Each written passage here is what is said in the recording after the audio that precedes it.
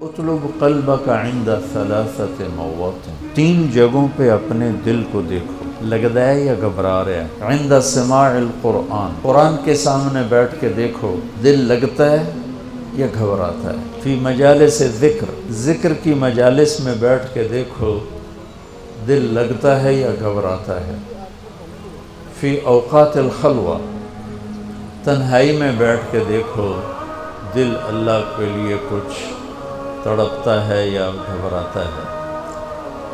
فَإِن لَّمْ تَجِدْهُ فِي هَذِهِ الْمَوَاطِنِ، اگر تیرا دل قرآن سے گھبرائے، اللہ کی یاد کی مجالس سے گھبرائے، تنہائی میں گھبرائے، تو سل اللہ ان یمن علیک بقلب فإنہ لا قلب لک، تو پھر اللہ سے مانگ، اللہ تجھے دل عطا فرمائے۔